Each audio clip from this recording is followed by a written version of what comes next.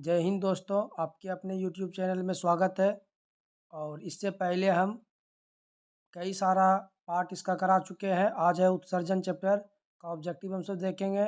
आपको हम बता दें कि सभी बिहार बोर्ड का जितना भी क्वेश्चन है सभी यहीं से आएगा। आप सब पूरी तरह से इसको पढ़ के जाए, नहीं तो बाद में पछताइएगा इंटर वाला की तरह। ठीक है, तो देखिए पहला नंबर क्वेश्चन है, किसी जीवों में नाइट्रोजनी पदार्थों का निष्कासन यूरिक अम्ल के रूप में होता है। नंबर एक है सिर्फ रेप्टिलिया में, दूसरा है सिर्फ एबीज में, तीसरा ऑप्शन है को एवं खो दोनों में, अगला है इनमें से किसी में नहीं। तो आपको हम बता दें कि ये दोनों में होता है प्रक्रिया। चलिए, ऑप्शन नंबर होगा इसका गो। अगला है स्थलीय जंतुओं में सामान्यतः नाइट्रोजनी पदार्थों का शरीर से निष्कासन किस रूप में होता है। पहला है प्रोटीन, दूसरा है यूरिया, तीसरा है अमोनिया, अगला है एमिनो अम्ल। तो इसका आंसर क्या हो जाएगा? प्रोटीन। ठीक है, कि जंतुओं में जो है नाइट्रोजन पदार्थों का शरीर से निष्कासन होता है प्रोटीन के रूप में। अगला देखिए, कह रहा है प्रोटीन एवं एमिनो अम्ल के विखंडन के फलस्वरूप निर्माण होता है। पहला नंबर ऑप्शन है सिर्फ अमोनिया, दूसरा है सिर्फ यूरिया, सिर्फ यूरिक अम्ल, अगला है इनमें सभी। तो इसका आंसर हो जाएगा इनमें सभी, सबों का होता है। ठीक है, प्रोटीन माने कि जब पेशाब के माध्यम से ये सब निकल जाता है, विटामिन बी और विटामिन सी।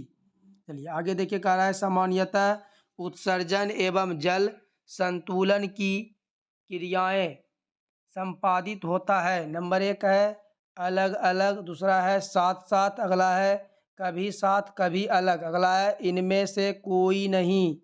तो इसका आंसर हो जाएगा ऑप्शन नंबर को।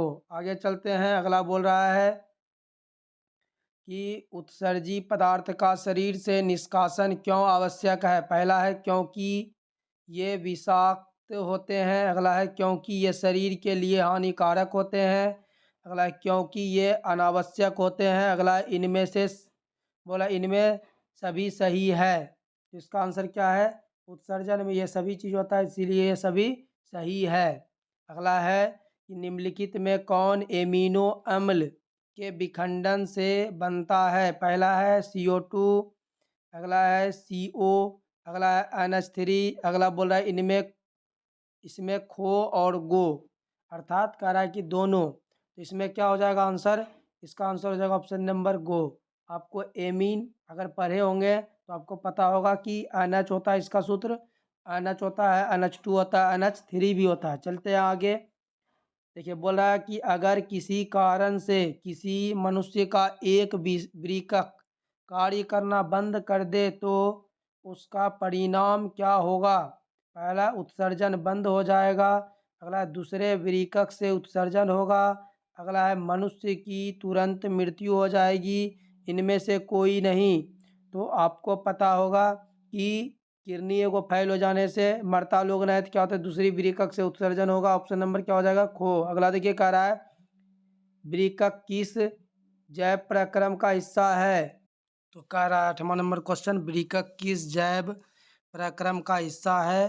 तो एक नंबर है ऑप्शन उत्सर्जन, दूसरा है श्वसन, तीसरा है पोषण, अगला है परिवहन। तो आपको बता दें कि ये कैसा है, उत्सर्जन की प्रक्रिया है। चलते हैं आगे। अगला कह रहा है कि रेजिन किस पौधे का उत्सर्जन पदार्थ है। ये बहुत इम्पोर्टेंट है। पहला है बबूल, दूसरा है कनेर, अगला है पीपल, अगला है चीड़। तो इसका आंसर हो जाएगा ऑप्शन नंबर घो। अगला देखिए, कह रहा है कि पादप अवशिष्ट संचित रहते हैं। पहला नंबर है पत्तियों में, दूसरा है छाल में, तीसरा है कोशिकीय रिक्तिकाओं में, इनमें से सभी। तो इसमें से क्या हो जाएगा? सभी हो जाता है। पादप अवशिष्ट संचित रहते हैं सभी पदार्थों पे। जैसे अब आपको बता दें कि जैसे मान लेते हैं ये गाछ है, आप क्या किए, एगो बच्चा है और वो की किया, छेद कर दिया कहीं, यहाँ काट दिया, तो क्या हो जाएगा? यहीं से ये निकलना गोंद चालू हो जाएगा, नहीं हो जाएगा? यहाँ कोई काट दिया तो यहाँ से, यहाँ कोई काट दिया तो यहाँ से, यहाँ से कोई काट दिया तो यहाँ से। समझ में आ गया आपका? देखिए, तो इसका आंसर हो जाएगा इनमें से सभी। अगला देखिए, बोला है मूत्र का पीला रंग निम्नांकित किसके उपस्थिति के कारण होता है। पहला यूरोक्रोम, दूसरा है अमोनिया, तीसरा है यूरिया, चौथा है यूरिक अम्ल। आपको हम बता दें चैप्टर बहुत ज़्यादा इम्पोर्टेंट है। तो इसका आंसर क्या हो जाएगा, ऑप्शन नंबर को क्या हो जाएगा, यूरोक्रोम। क्या हो जाता है, यूरोक्रोम। आगे चलते ये 4% होता है, यूरिया हो जाता है 2%, इसीलिए यूरोक्रोम सही है। अगला है डायलिसिस मशीन किस तरह का कार्य करता है। पहला यकृत, कृत्रिम यकृत का। अगला कृत्रिम वृषण का, कृत्रिम वृकक का। अगला बोल रहा है कृत्रिम ग्रंथि का। तो आपको हम बता दें कृत्रिम वृकक का कार्य करता है ये। ऑप्शन नंबर क्या हो जाएगा, गो। आगे चलते हैं। अगला कह रहा है कि मानव मूत्र तंत्र के दिए गए चित्र में चिन्हित स्थान किस रचना को दर्शाता है। ये किसको दर्शा रहा है बताइए, ये वाला चिन्ह जामटी कुमार, ये किसका नाम है। पहला है मूत्राशय, अगला बोल रहा है मूत्र मार्ग, अगला बोला मूत्र वाहिनी, अगला है वृषकक। तो इसका आंसर हो जाएगा को मूत्राशय, जहाँ की पेशाब रहता है। अगला देखिए कह रहा है मानव शरीर में वृकक किस स्थान पर अवस्थित होता है। पहला है वक्ष गुहा के पृष्ठीय तल पर, कशेरु दंड के दोनों ओर। अगला है उदर गुहा के पृष्ठीय तल पर, कशेरु दंड की दोनों ओर। अगला है उदर गुहा के पृष्ठीय तल पर, कशेरु दंड की बाईं ओर। अगला बोला वक्ष गुहा के पृष्ठीय तल पर, कशेरु दंड की ओर। तो आप अगर चित्र में ध्यान से देख रहे होंगे, अगर देखे होंगे डाइजेस्टिक सिस्टम का, तो आपको सब कुछ पता होगा। क्या हो जाएगा इसका आंसर, ऑप्शन नंबर को कि उदर गुहा के पृष्ठ तल पर, कशेरु दंड की दोनों ओर। आगे चलते, चित्र भी आप देख रहे हैं आगे में। अगला देखिए कह रहा है कि मूत्रवाहिनी वृकक के किस भाग से बाहर निकलती है। बोला है कि शीर्ष से, अगला बोला है निचले भाग से, अगला बोला है हाइलम से, अगला बोला है निश्चित स्थान से नहीं। तो 15 का आंसर क्या होगा, एक निश्चित स्थान से निकलता है तो उसका नाम क्या है, हाइलम। चलते हैं आगे, देखिए 16 नंबर क्वेश्चन बोल रहा है कि मानव उत्सर्जन तंत्र का कौन सा भाग शरीर से सीधे बाहर खुलता है। तो इसका आंसर हो जाएगा ऑप्शन नंबर, कह रहा है पहला मूत्राशय, दूसरा बोल रहा है मूत्र मार्ग, अगला बोल रहा है मूत्र वाहिनी, अगला बोल रहा है मूत्राशय ट्राइगोनल। तो आंसर क्या हो जाएगा, ऑप्शन नंबर खो। अगला देखिए कह रहा है वृकक बाहर से संयोजी उत्तक तथा अरेखित पेशियों से बना जिस रचना से घिरा होता है वह क्या कहलाता है। पहला है कैप्सूल, दूसरा है कार्टेक्स, अगला है मेडुला, अगला बोल रहा है नेफ्रॉन।